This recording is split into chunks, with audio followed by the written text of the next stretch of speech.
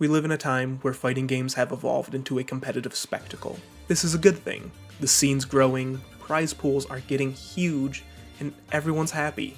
The concept of esports is so cool and something I've always found very interesting. I love how people can make careers off being good at a video game, or being entertaining while they play it, or just producing educational content about their favorite game.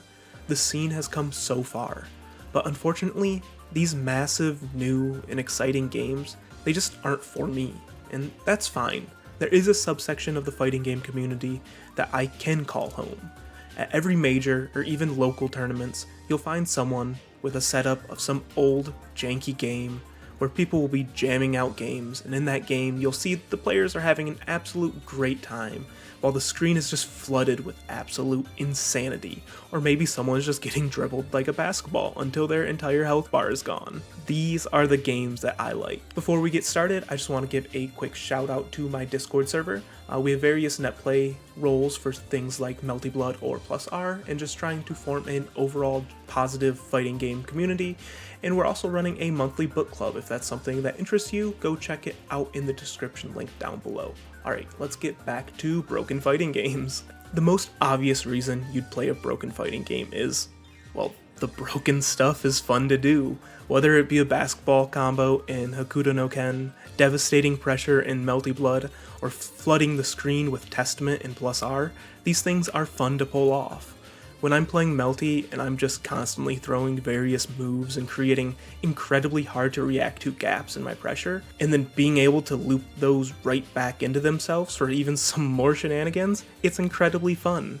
Where in future French-bred games like Under Night, they give you access to something like Chain Shift, can easily find and punish those gaps.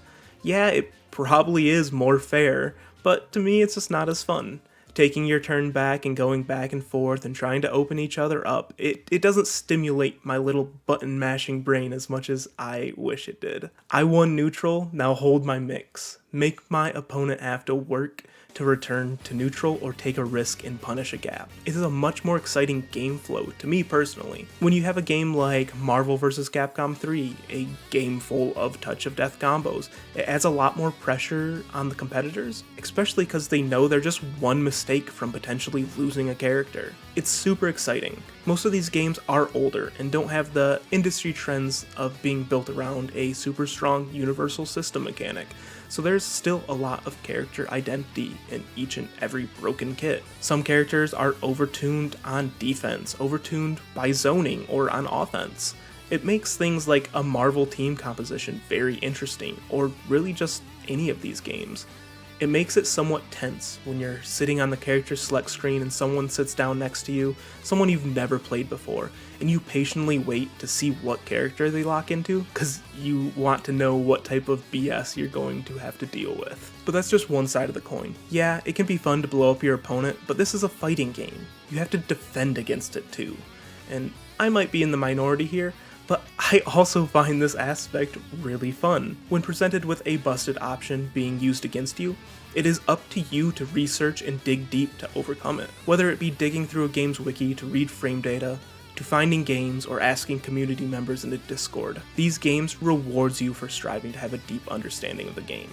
So next time the opponent throws that strategy at you, you'll know what to expect. Maybe you'll be able to perfectly time a just block to squeeze out just a few more frames of frame advantage. Or maybe the thing that they were throwing at you was completely BS. It was a knowledge check. It was fake this whole time. So you end up taking advantage of this, and you use it as an opportunity to start your own offense. It's exciting to be rewarded so heavily for diving deep into these kinds of experiences. Despite these games being older, there is so much knowledge online and within the community. We are incredibly blessed to have access to so many well-documented resources. Now, let's talk about how this translates into a spectating experience. It's absolutely hype. At any point, a game can shift into any player's favor. Maybe someone was going for a tough 0 to death combo in Marvel, and they suddenly drop the combo. The person who was on the edge of getting eliminated now has another chance at life. Or maybe Amelia starts her combo game, forcing the opponent to have to hold her insane mix-ups. If they don't guess right, it's lights out. When you're spectating a broken fighting game, it can go sideways in the blink of an eye. This results in matches that stay tense throughout the entire set. At any point, a player can make an insane combo, or they can snowball their way to victory, but just as easily, they can get it taken away. Another thing is if you're watching these in person, you could totally just get absorbed into the crowd, chanting with everyone else while a helpless player gets repeatedly juggled in the air until their health bar hits 0. It's truly a great time. I love watching the absurdity that is broken fighting games. Absolutely, this is just another thing that makes them great. And surprisingly, the communities that surround these types of games are always so nice. They know their game is complete BS, and they're happy to teach you how to navigate those waters. Because at the end of the day, it is a competitive experience, and it can sting to lose a game or a set off a single bad mistake. It definitely takes a different kind of mental fortitude, but trust me, it is so worth it. Playing broken, old fighting games is so much fun. As I get older and my gaming time starts to dwindle, I have found an almost sense of comfort in these kinds of games. So, go play some broken games. There's a ton of fun to be had. I'm just gonna recommend a few right now. First, we have Guilty Gear Plus R. This game is absolutely absurd. The offense in this game is super oppressive. It's really just everything you'd expect out of an anime fighter turned to 11. Then there's Marvel vs. Capcom 3, which has a ton of interesting but devastating team compositions that have tons of 0 to deaths, but there's also a lot of character identity within those team compositions. There's really a team for whatever playstyle you want. Next, there is one of my favorite, Melty Blood Actress Again Current Code. This is also super anime, sort of like Plus R, but there's a much higher focus on aerial movement and conversions, which adds a very unique flavor to the game, which I enjoy a ton. And then there is Hokuto no Ken, a game where everyone has a touch of death combo. Some of my favorite versions are dribble combos, which makes it look like you're dribbling your opponent like a basketball. There is a ton of fun to be had, whether it be in competition, just casually with friends, or just in training mode. A lot of times these infinite combos are just really satisfying to pull off, even if it's against a CPU.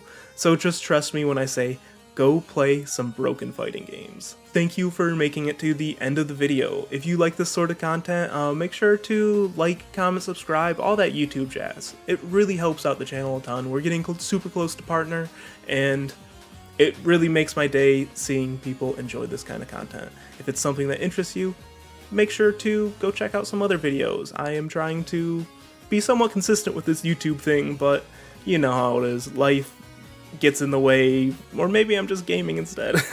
But as always, just keep playing fighting games and have a good rest of your day.